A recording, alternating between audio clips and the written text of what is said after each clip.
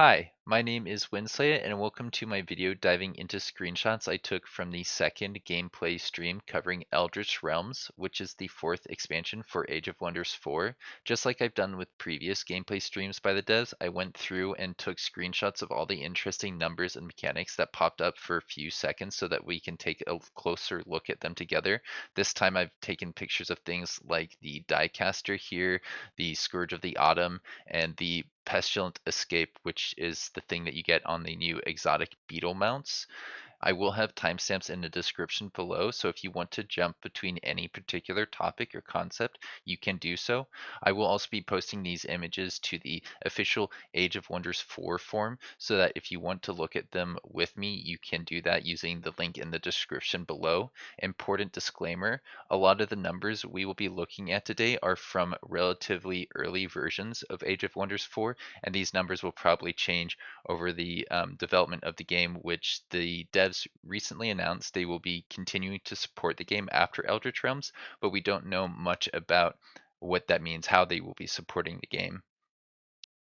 Now that we're ready to take a closer look at these images, we're going to look at the ones that have to do with the new unit, the Direcaster, which is based off of the Dire Penguin model in Age of Wonders 4. They're a ranged unit. That the Dire Penguin is a melee unit, so it's interesting that this one has a ranged attack and a lot of really neat tricks on top of that. If we scroll down here, we can see that on top of the repeating range attack that has 4 range on it, they're going to have access to a full action attack that does damage to enemies in a 1 hex radius, displacing them up to 3 hexes, and that's really good. That's really powerful.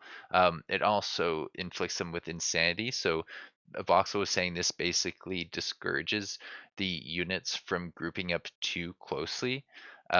But the primary attack punishes them when they are all alone. This attack loses -3 frost damage for each adjacent enemy next to the target. So you can reduce damage from the Direcasters by just keeping your units together, but you risk the chance of them all going insane for 1 turn if they're hit with this Hysteria Storm. But of course, this is a full action, so if you can get a unit into zone of control, they can't use that to hurt your units that are all grouped up, and then you can kind of cluster guys a little bit more easily. It also has something called Curse of the Exile, which is a free action um, that will apply this effect that basically says this unit will sustain 30 frost damage at the when this effect expires, and the damage is halved when they are next to friendly units. So this is another thing that encourages the enemies of the Direcasters to group up a whole lot, just like the primary attack. This is um, gonna do more against enemies that are completely isolated, and they have this other thing that kind of encourages them to. I think they kind of made it a joke about it being in like in D&D when people split the party up. Sometimes that's really dangerous in D&D. So I appreciated that reference. The Direcaster also has a lifesteal on its attack, which is like the Dire Penguins. All the Dire Penguins have a lifesteal, so that makes sense. Yeah, all in all, this seems like a pretty powerful unit. It has the Umbral Demon tag. It has Curse Eater. It has all those other things that I think you would expect from a typical Umbral unit, but I think it might have maybe slightly better stats than other battle mages, other tier 4 battle mages. In fact, I could probably just pull up the database to find what the Druid of the Cycle's stats are so we can compare the 9543 to it. At one point we were going to look at the fairies, but this won't take that long to find the Druid of Cycle. Yeah, he has 103.5, so this guy's got more magic resistance, slightly more HP, and that makes sense to me. This guy is supposed to get relatively close to the enemy and do some attacks, so he'll probably need some form of defenses. All right, now we can move on to our next few images, which have to do with a Mage Bane interaction that they introduced or started to talk about a little bit in the second stream. We haven't heard that there is a way to get the Mage Bane through a a hero skill through a spell that you unlock through these hero skills, because it wasn't immediately obvious. When you first see the ritual that's associated with it, it allows you to bring in an Astral Rift, and then after you have the Astral Rift, you can get the Astral Siphoner summon. I believe that's how this interaction works. It seems pretty expensive. It costs 5 thralls to do this one, which is not a terrible unit. The Astral Siphoner is all right. It's better than the Wisp, not nearly as good as the Mage Bane. But one important consideration here that I didn't notice immediately is that it says it requires Wizard's Tower Apex, which is going to take a long time for you to build up. I don't know if you're going to be able to unlock these hero skills before you can get to the World Tower Apex, but that does seem like something that will hold back this hero skill a little bit, because other things won't have that requirement. You'll just be able to get, like, I don't know, Eldritch Phase or Eldritch Influence 2 and get some immediate value out of it. This is going to cost you 10 thralls, 300 casting points. We don't really have enough like to base that off of. It's to know if that's a lot or not, because we only really know that this is 5 for this ritual, and some of the others cost, I think, 2 or 3 thralls. I'm not sure if there's other higher level things that cost more. I think you can give thralls to make the Umbral Abyss people happy, so that might be one other use for it. Oh, right. And then there was also this other interesting thing about the Mage Bane. They have been nerfed so that they are no longer just blocking all spells. This now says that while this unit is in battle, it acts like a spell jammer, increasing enemy spell cost by 100%, which is still massive. It still sounds very powerful, but I think that's a lot better than if we go over here and we just type in Mage Bane. Is it 2 words, 1 word? Yeah, this guy's old ability was Devour of Spells. While this is in a battle, spells cannot be cast by the enemy, which I think meant that you could continue to cast spells. I think that this nerf is going to make this unit something that I'm more okay with fighting against. But as you can see here, it's only increasing the cost of enemy spells, so it's relatively similar. I think if it increased the cost of all spells, then I'd be pretty comfortable seeing this more in our skirmishes and fighting up against it. But it's just like when one player has it and the other doesn't, I don't know how you beat them. They just have way more spells, and a really good unit to go with it. I think we can now move on to the new Toll of Seasons realm trait, which says that you basically are going to get the Toll of Seasons happening, the cosmic event that has something to do with the Scourge of Autumn. All we know is that it will basically make it so at least 1 out of 4 of these variations will tack into you or be present on the map. I'm not too sure. We haven't seen much from this yet. But yeah, if we go over to here, we can see that the Autumn Fairy is similar to the Autumn Scourge in that it does damage based off of lightning. So we can probably deduce that there is a Summer Scourge that does fire, a Spring Scourge that does blight, and a Winter Scourge that does frost. I think that's a relatively safe association, given that this unit uses the term autumn, and we have autumn fairies in the game. I'm really hoping in the next stream they kind of force the event to spawn so that we can see what the presence of Gales does and what Captive Glamour does, and if there's anything fancy on the Phantom Charge or the melee strikes that this unit can do. Looking at that melee strike, it's 10 physical, 10 lightning. I think that must be repeating. That doesn't seem like enough for a full action attack. So it must have a charge and a repeating attack, which is pretty special. Most units that have a charge do not have repeating attacks. Neat. Yeah, I almost missed that entirely. I guess 150 HP, 5 armor, 5 resistance, and 40 move points is something that we could compare to, I don't know, like a gold golem very quickly. Golden golems have 145, 6, 5, 32. So yeah, that's pretty neat. This guy does have, I think this is a single action and this is a full action. So similar and yet different to this tier 5 mythical unit. We did see at one point something about a void Pangea in the list of realm traits. So I think we're going to be able to actually have that cool little void map thing that we see a little bit in the Umbral Abyss, and also what I believe Badok was using for the skirmish mods. They were just like impassable terrain similar to lava. Um, I guess like the underground that you can't excavate. There's similar. You can't go there. So I like that. It looks fun. It looks really cool from an art perspective. So if you like to roleplay, I could see using the Void Pangea for that. But maybe there's some interesting things associated with the Void that we haven't gotten to see yet. Next, we have something about the Death Beetle mounts. This is massive. This is really big that they showed this off. This is a 3 ranged attack which will weaken enemies in an AoE, or is it 3 range in the AoE, or is it 3 range on what happens after? It says adjacent enemies sustain damage, then the unit moves to target hex and enters defense mode.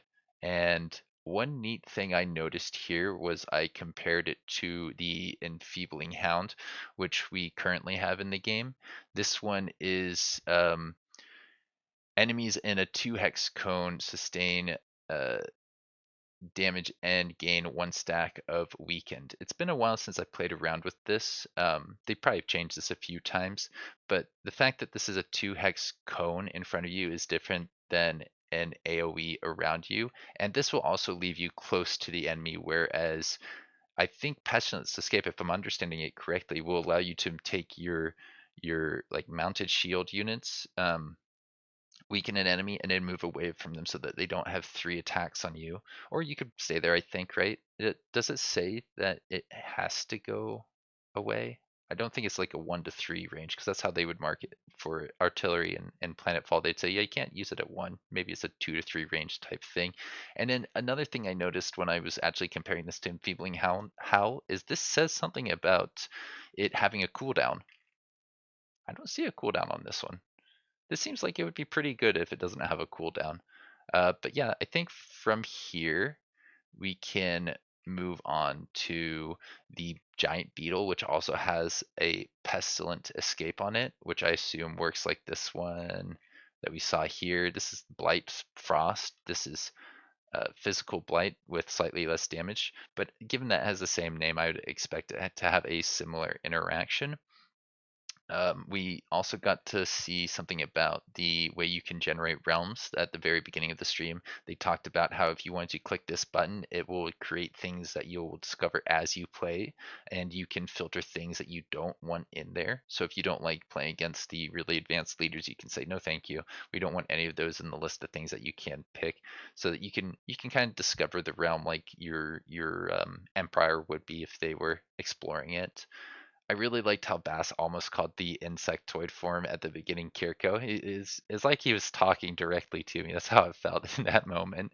But I know he was just talking to people who are really excited to see the return of the Kir'ko and the use of the name Shadirko in one of the factions that they briefly showed in the last stream. Um, so yeah, I hope there's more. I hope they're not just messing with us.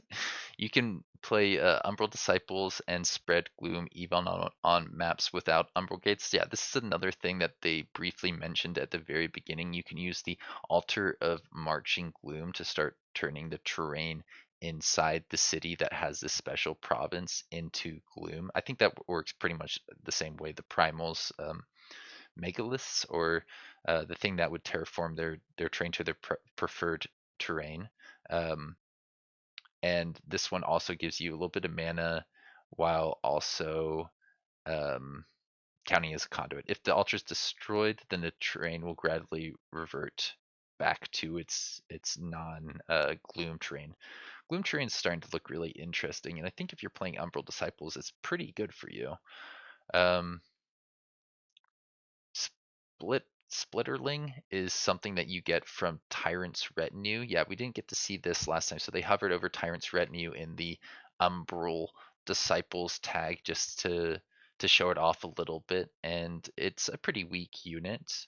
It's only 35 HP, but it's one It's got 1 armor, 1 resistance, and a decent attack. So if you can get enough units like that, I think that's gonna keep your real units relatively safe. If kind of like the Crow Master's bow, this will just kind of take damage that would go to your real units and put them on a unit that disappears at the end of combat. This summoner's mechanic, the Conjure summoning rift, actually works like a watchtower. It says here that you'll get vision in a 5 hex radius, and I believe this is something that I don't think the enemies can capture and take away from you. So it's a good way to keep an eye on an area that you and an enemy might be bouncing back between, just so that you can make more appropriate plans based on off of their movements. It also allows you to use summoning spells in that hex. So if you wanted to be able to guard, I think they were saying like an outpost which doesn't have the summoning like zone around it, then you can try and defend an outpost that isn't defended using a summoning rift. That sounds like a really neat mechanic, and one that I hope we get to see in quite a few of the multiplayer games, because I think that's going to shake things up a little bit, especially if you can put that in the Umbral Abyss. That seems like a good way to reinforce your stacks that are in dangerous territory while also giving you vision on what the enemies might be doing in the area. Things like the Umbral creatures or maybe other rulers are trying to expand into your territory or territory you would want to be your own. After that, they talk a little bit about the Constrictor, I think. They showed off that it constricts with its melee attack, and I think we got to see it in game here for the first time. I think beforehand when they showed the Constrictor, they didn't actually show off the details, and it looks really cool. I think they said it has like tattoos similar to their leader. The next thing they showed in the stream was how the Umbral Abyss can have non-Umbral nodes in them, which is really interesting because I think that Boss was saying that these are all designed by hand so that things make sense, that where they put the nests, where they put the dwellings, where they put all the magic materials will allow you to take advantage of them in meaningful ways. I think, for example, the one that gives you a lot of movement points that we saw in the stream was specifically placed in the middle of a couple umbral gates. So if you wanted to go from one umbral gate to another one quickly, you could pick up a thing that would give you extra move speed on the way. But what's interesting about the non-umbral nodes is some of these things grant things like production and food. I know there are a few magic materials that you want to have on a city. I think like there's one that gives draft. So if that appears um, in the Umbral Abyss, I don't know how you take advantage of that. I think the Sanctuary outpost that they mentioned in one of the dev diaries, uh, and they actually got in this stream, I don't believe they can be turned into cities or take advantage of draft, production, or food.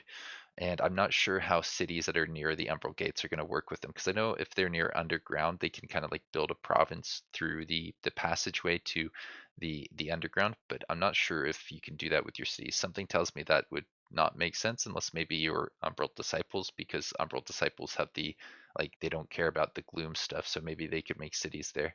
I have a feeling that's not how it's going to work, because I think they just said no, you don't get cities down here. It would be pretty powerful if only one pick was able to make cities down there. But then again, these are Umbral Disciples, right?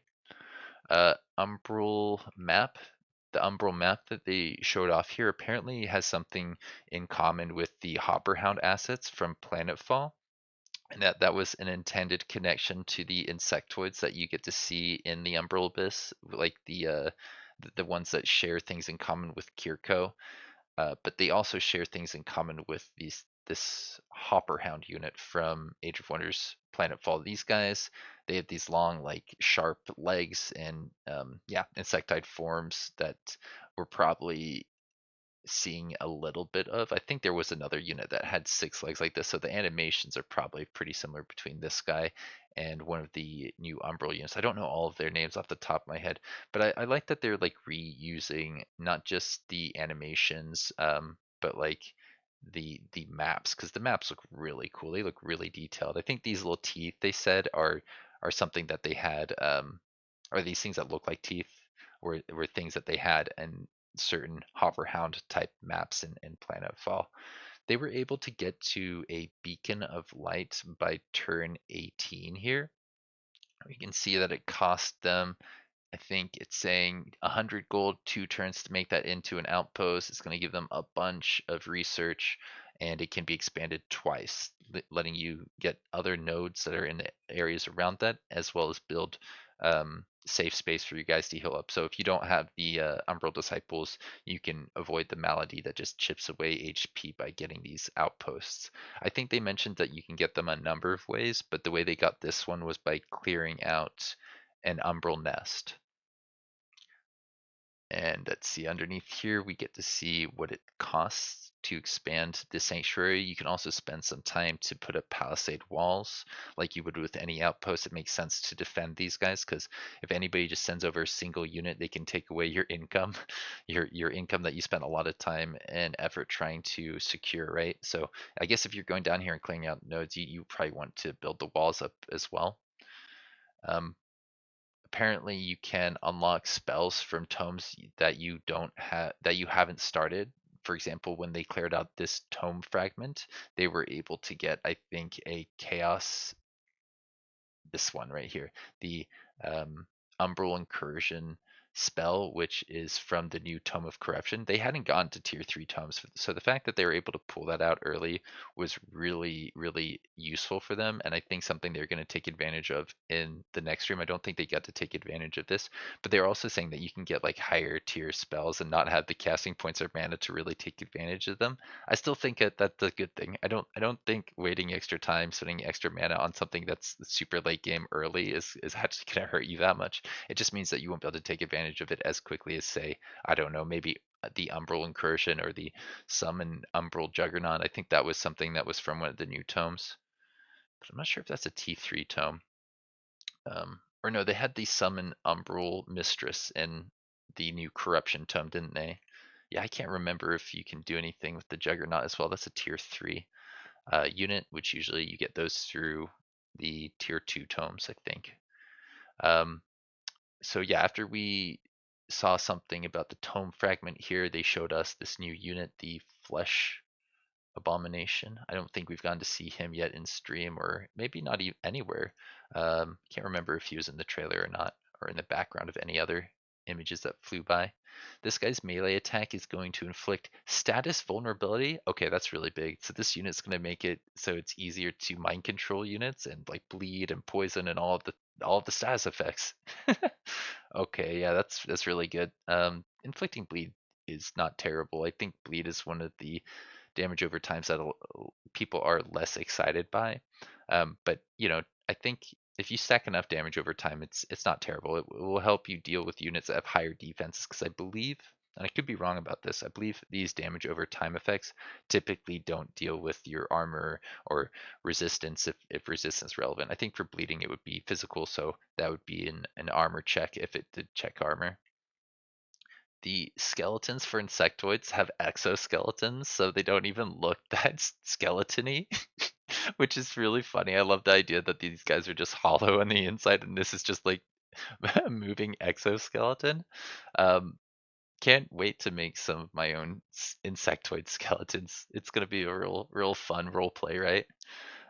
After that, they showed the Scrying Sanctum, which says that all units in this army who visit this will have Farsight and +1 physical range and on their physical range and magic attacks. So both physical range attacks and magical ranged attacks, I guess, would have extra range. They'll be able to hit further away. That doesn't mean they have more accuracy. So you will have to find accuracy one way or another, or just take some low accuracy shots. And I believe the Farsight gives you extra vision range, which is pretty useful for scouting. If you put a stack of 6 units here, you can actually send them all off in different directions and have really good vision off of those 6 different units in a bunch of different directions. The fact that this is going to take 5 turns before you can activate it again means the person who can get here first has a massive advantage, and I'm a little bit worried about how that's going to work in multiplayer games, because people will just want to get there first, and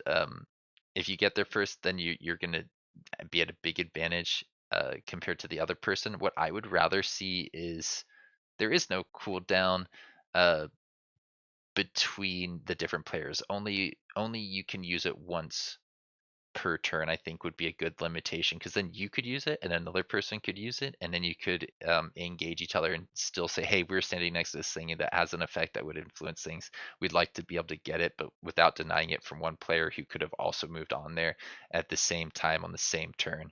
But I don't know how many people are going to run into that situation. That might be something that my multiplayer group and a handful of other multiplayer groups run into a handful of times, like once a month or less. So I could see it not being worth considering and programming around.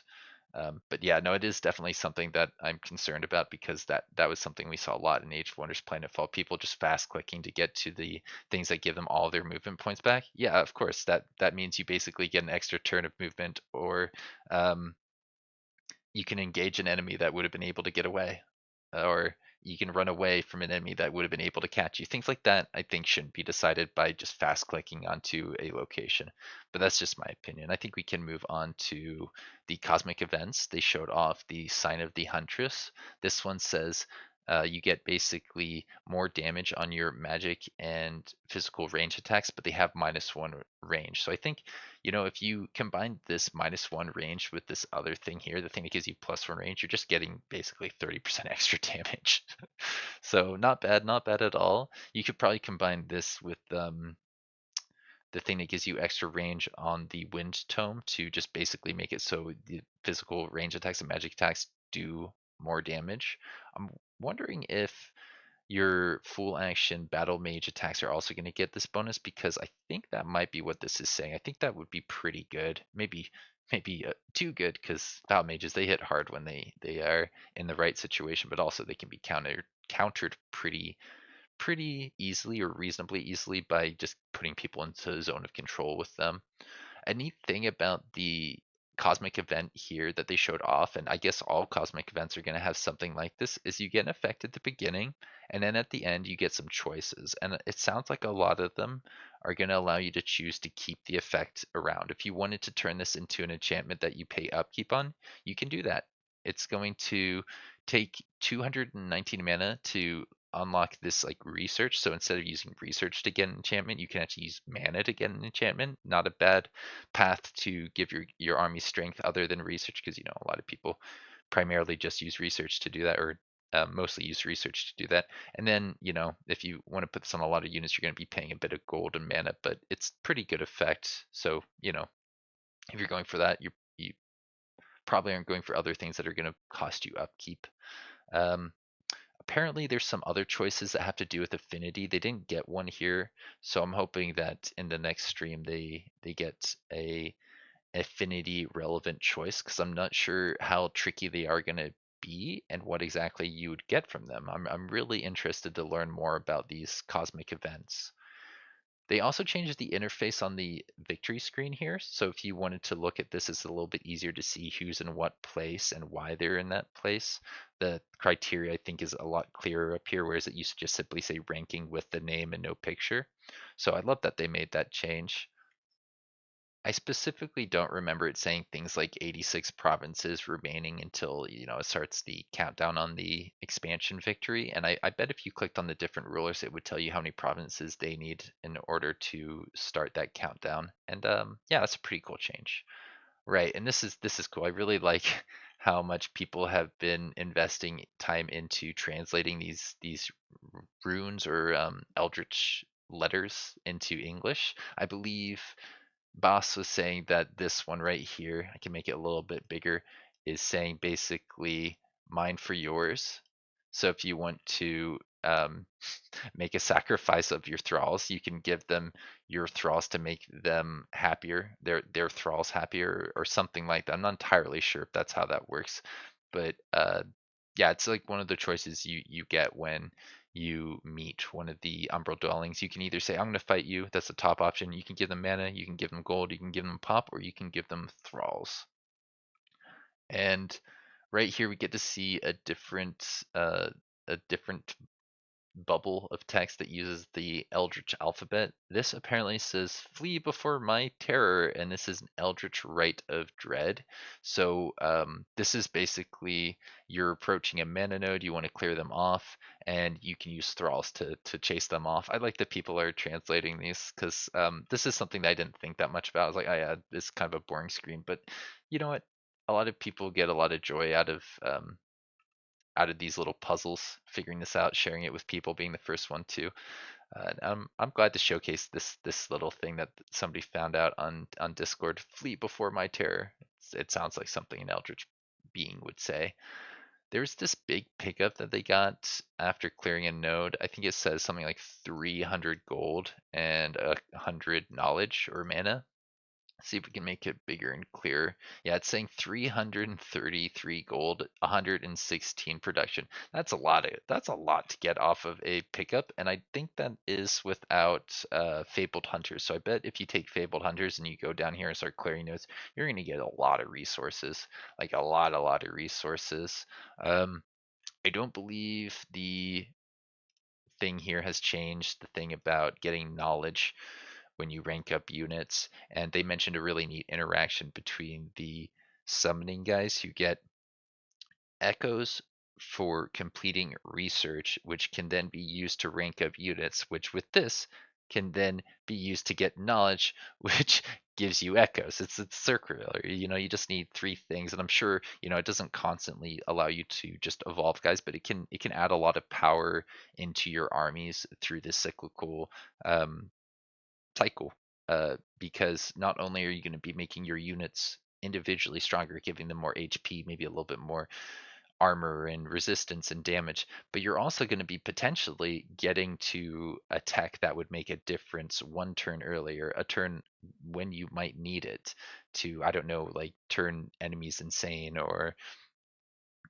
yeah, cast a spell that's going to make a big difference, like Flash Freeze will reduce the resistances of all the stacks in a province. So if you can hit three really important stacks with that, and then just kill them off with status effects, that's incredibly impactful. That can definitely take a fight that you were 100% going to lose and make it almost trivial, make it so you're just going to win with very little effort. They did mention that the new T4 polearm is racial in the Discord. I forgot to go back and get a screenshot of the new T4 polearm, but they did mention that it is a racial unit, so it should get enchantments, unlike the Golden Golem, which is a tier 5. We're talking about the new one being a tier 4, so it makes sense that they would have access to those extra tools and toys, because I think some of that type of interactions are built into the mythic units like the Golden Golem. I really like this comment that I think it was Stone Balisk said about the new Umbral Mistress being basically the Plague Lord from Planetfall. If we go over here, we can actually look up the Plague Lord pretty easily. Yeah, here he is. This is our Plague Lord. They had pretty interesting stuff actually that may come into play with some of these other units that we haven't seen, because they seem to share a lot in common. Tentacles, 3 legs. Doesn't this guy have 3 legs as well? Yeah, I think the new Umbral Mistress has 3 legs, but like a different body. It's all like shadowy and almost brick looking. I'm not sure what the story is behind that, but I hope we get to learn more about that, like in maybe the story realms or something like that. I I like that they said she worked very hard to lose weight in a sequel. Good joke. You made me laugh. We have a couple comments from people on Discord, which I figured were sharing about basically how the new tome, the cleansing tome, is going to counter a lot of previous strategies people really liked. Ninja was basically saying they're not up to speed on what this Tome of Corruption does, and they're saying basically you can take 5 stacks of bolstered defense and make it Sunder defense out. That's massive.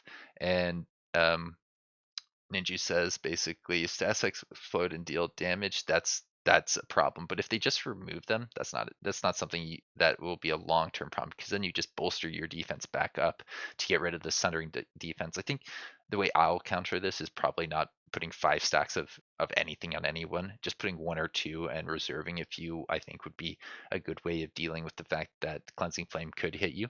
But if somebody has Cleansing Flame, you probably know based off of their unit enchantments or some of the other things, or if you don't, then and they use it, then from that point forward, hey, I need to avoid putting 5 stacks of something on all of my units.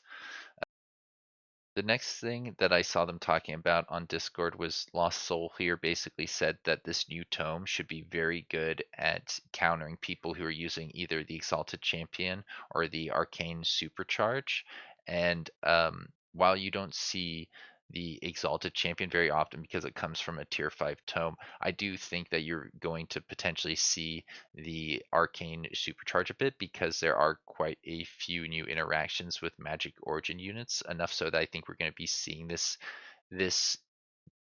appear to boost them. But also in the Tome of Summoning, you have a thing that mind controls. Arcane Bond takes over their mind for 2 turns, so it's very powerful. And I think a lot of people are going to be considering using this tome to either reinforce their own summons or to counter people who are using summons to take advantage of these new systems. After that, I think Walker, Nurgle's Herald here on Discord, said basically that they think Ninja might be underestimating the value of turning 4 stacks of bolstered defense into 4 stacks of sundered defense. If you don't have an AoE dispel, that's going to be massive. If you do, then you can get rid of those 4 stacks pretty quickly. If you don't, then you're going to have to bolster defense to get around that, which is going to take a lot of actions or a lot of spells. But there are a few nice AoE dispels, not just the one from Alchemy. I think there's one that comes from Shadow Magic. I can't remember which tome exactly you get it, or rather the Shadow Affinity has something that does a really nice dispel in an AoE. It costs souls. It gives you like strengthened and extra temporary HP, so it's a very nice dispel. And if you start seeing Tome of the Cleansing, I think that basically means you're going to need something like this AoE dispel from that Shadow Tome or from the what do you call it, Alchemy, the Tome of Alchemy that was introduced with Primal Fury. So this last little screenshot I have here has 2 points that I wanted to really highlight. The fact that flipping Clinging Mists into Marked is going to be really massive for dealing with Mistlings, because Mistlings were very hard to hit once they had enough Clinging Mists on them. But taking this Tome of Cleansing, I think, would be a very reliable way of dealing with players who are abusing or taking advantage of that mechanic a little bit too much. Alf says something about turning 5 stacks into regen into 5 stacks of poison will be huge in a skirmish. I thought the opposite of regen was decaying, and I agree. If you can turn regen into 5 stacks of decaying, that is massive. Because how are you going to get around that? You got to dispel it or get a bunch of regen. And then there's also the fact that Walker says the damage over time is fortunately something that you can dispel. Because it activates at the end of your turn, and there are other things that don't work like that. Like if you're blind or something, that's something that's going to affect you right at the beginning of the turn. Or if you lose your strength and your fortune, that means you're not able to do a lot of damage on your turn. Versus if it happened at the end of your turn, it wouldn't matter. And yeah, I agree with Badak. It does finally sound like we have a way to deal with the buff stack meta or the buff circus.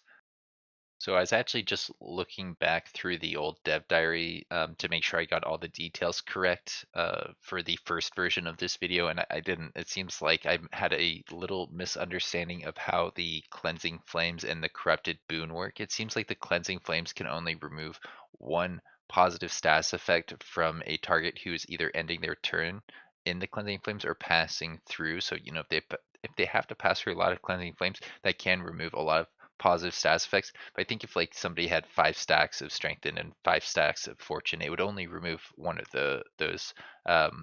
It would remove all 5 stacks, but it only remove the strengthened or the fortune. Whereas this corrupted boon, this says lose all positive status effects. If this has any countering effects, then they gain the negative status effects.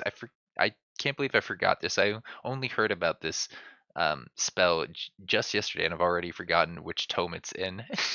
It's under the Tome of Corruption, and yeah, I think that's going to make this a particularly good tome for countering people, which is interesting because the Cleansing Flame sounds like it is also a tome that counters people, but it's more for countering people who have maybe gone for the corruption route, who are in the Umbral Abyss. But yeah, that's everything I had for you today. I'll see you around. Have a good one.